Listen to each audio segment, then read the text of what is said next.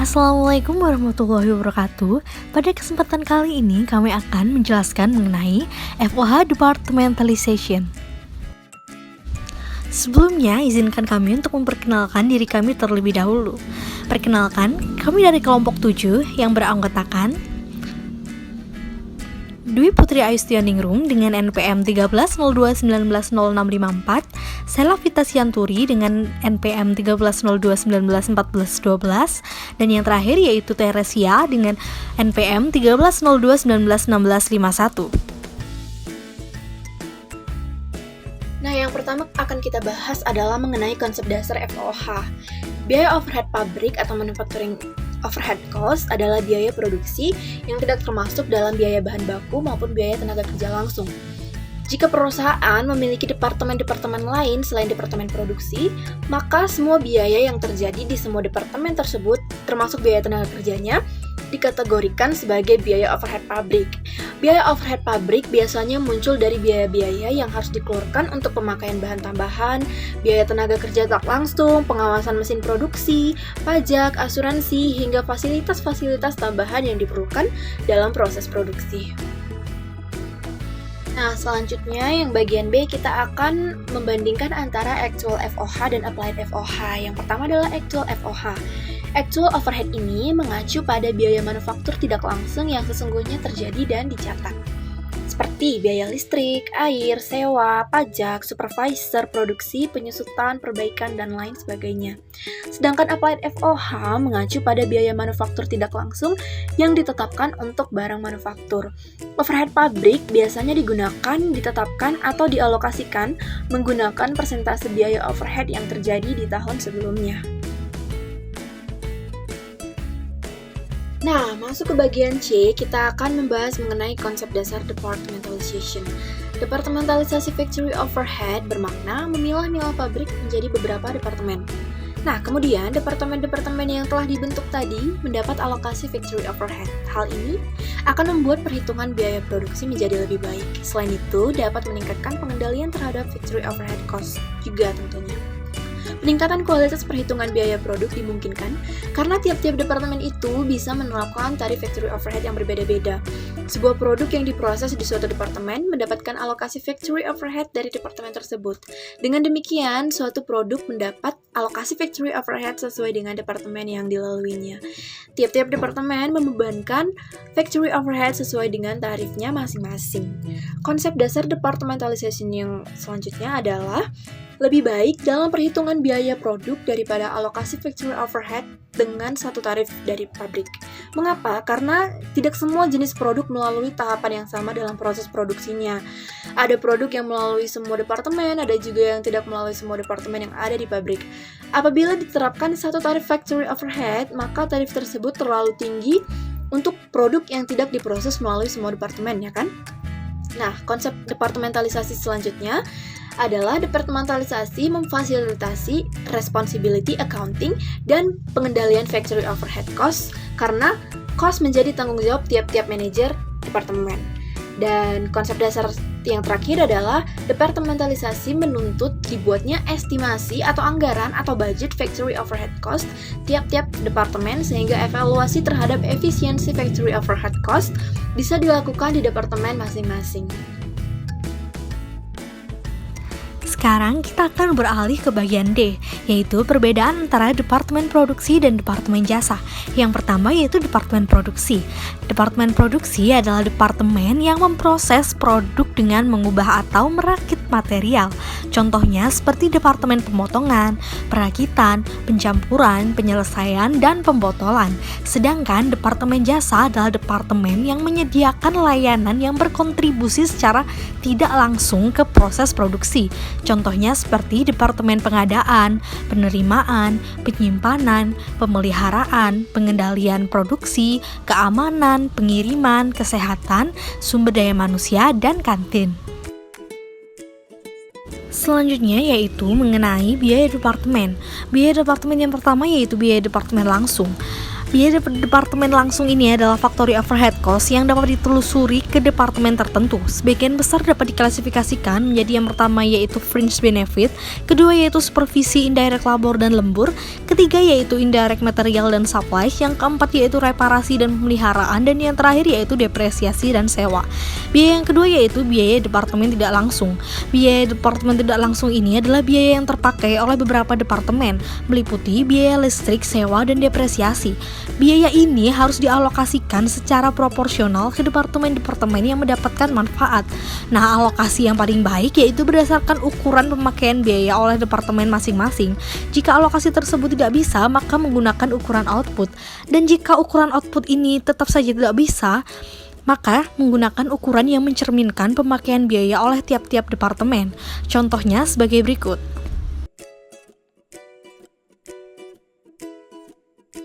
Berikut adalah contoh basis alokasi biaya departemen tidak langsung.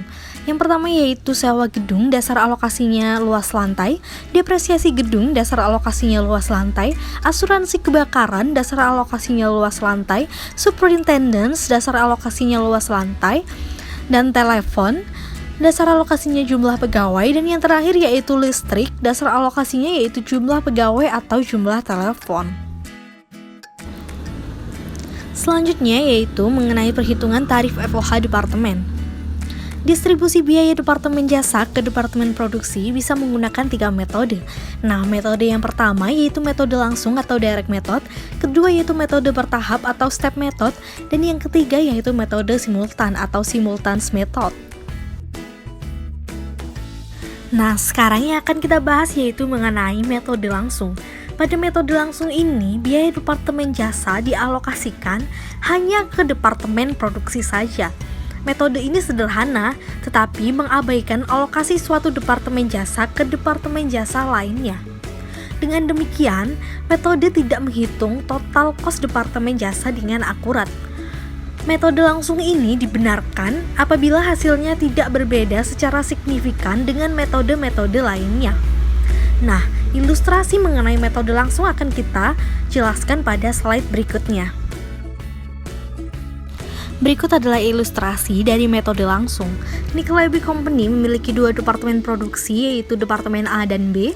Terdapat 2 departemen jasa yaitu Y dan Z. Departemen jasa Y memberikan manfaat untuk Z, A, dan B. Dan adapun departemen jasa Z memberikan manfaat kepada Y, A, dan B. Datanya sebagai berikut seperti yang kita tampilkan. Langsung saja kita masuk ke dalam pembahasan. Nah, yang pertama kita harus menulis terlebih dahulu mengenai FOH sebelum distribusi departemen jasa.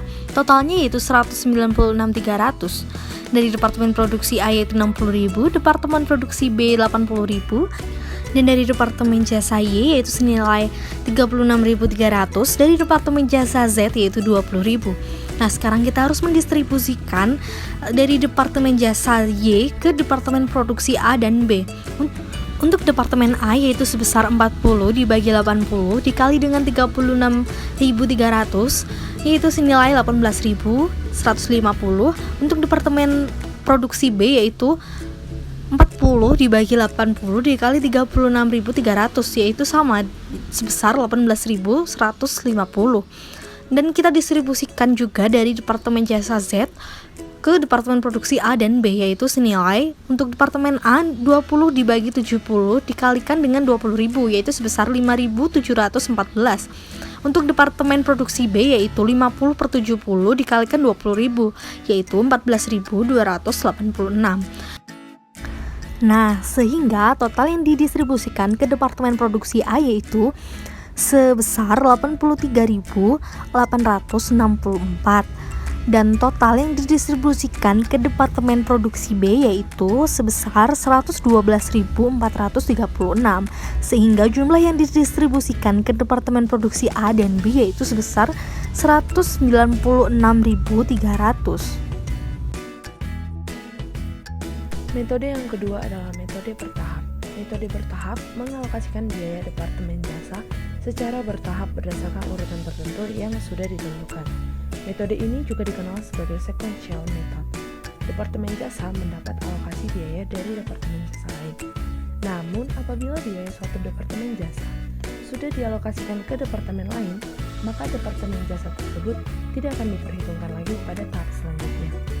Urutan alokasi biaya departemen jasa sangat krusial karena perbedaan urutan alokasi akan menghasilkan alokasi biaya yang berbeda. Urutan alokasi dimulai dari departemen jasa yang paling banyak memberikan manfaat kepada departemen lain dan menerima paling sedikit manfaat dari departemen lain. Atau dapat disimpulkan, asumsi dari metode bertahap ini yaitu siapa yang mengalokasikan lebih banyak, dia ada di urutan pertama. Dan biaya yang sudah habis dialokasikan tidak mendapat alokasi dari departemen jasa lain. Yang berikutnya akan dijelaskan melalui ilustrasi metode bertahap ini. Kita akan menggunakan ilustrasi metode bertahap ini menggunakan data sebelumnya dari Nickleby Company, yang mana diketahui Departemen Y menyediakan jasa kepada Departemen Z 20% dari 36.300, hasilnya sebesar 7.260, dan Departemen Z menyediakan jasa kepada Departemen Y sebesar 30% dari 20.000, hasilnya adalah 6.000. Maka yang lebih besar diantaranya adalah 7.260. Kita akan menggunakan alokasi yang 7.260 tersebut. Dari 7.260 akan dialokasikan ke Departemen Z. Berikutnya, dari 36.300 tadi akan dialokasikan ke Departemen Produksi A sebesar 40% dari 36.300, hasilnya adalah 14.520. Begitu juga dengan Departemen Produksi B akan dialokasikan sebesar 40% kali 36.300, hasilnya adalah 14.520. Berikutnya, untuk Departemen Z totalnya menjadi 20.000 ditambah 7.260, hasilnya adalah 27.260. Dari 27.260 ini akan dialokasikan ke Departemen Produksi A dan juga ke Departemen Produksi B. Dengan hitungan, Departemen Produksi A akan mendapat bagian sebesar 20% per 20% ditambah 50% dikali 27.260, yang mana hasilnya adalah sebesar 7.789.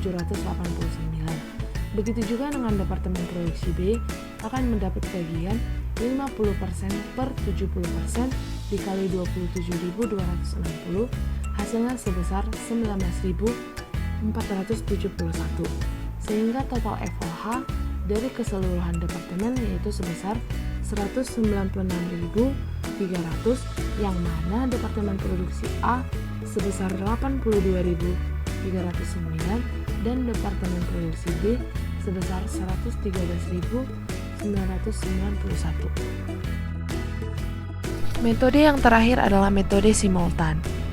Kelemahan metode bertahap yang sudah kita bahas sebelumnya yaitu tidak dapat memperhitungkan secara keseluruhan apabila Departemen Jasa memberikan jasa kepada Departemen Jasa lain secara timbal balik.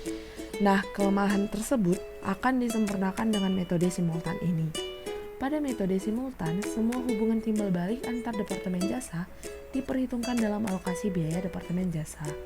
Metode ini menggunakan perhitungan aljabar, oleh karena itu metode ini juga disebut sebagai metode aljabar, yang ilustrasinya akan kita bahas di slide berikutnya.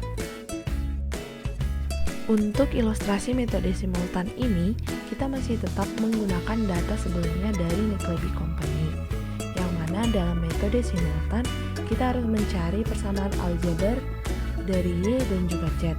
Maka untuk Y kita mendapatkan Y sama dengan 36.300 ditambah 30% Z. 30% Z ini jika dialjabarkan hasilnya adalah 0,3 Z. Maka persamaan Y sama dengan 36.300 ditambah 0,3 Z. Begitu juga dengan persamaan Z sama dengan 20.000 ditambah 20% Y, atau sama dengan Z sama dengan 20.000 ditambah 0,2 Y. Maka untuk mencari Y, kita harus menggantikan nilai Z pada persamaan yang sudah kita dapatkan di atas tersebut menjadi 20.000 ditambah 0,2 Y, sehingga Y sama dengan 36.300 ditambah 0,3 kali 20.000 tambah 0,2 Y. Hasil yang kita dapatkan Y sama dengan 36.300 ditambah 6.000 ditambah 0,3 kali 0,2Y sama dengan 0,06Y. Maka Y kurang 0,06Y sama dengan 36.300 ditambah 6.000. Sehingga kita dapatkan 0,94Y sama dengan 42.300, maka Y sama dengan 45.000. Setelah mendapat Y sebesar 45.000, akan dialokasikan ke A sebesar 40%, dialokasikan ke B 40%, dan dialokasikan ke Z 20% sesuai dengan data yang ada pada slide sebelumnya. Maka kita dapatkan Departemen Produksi A sebesar 18.000, Departemen Produksi B 18.000, dan Departemen Jasa Jet 9.000.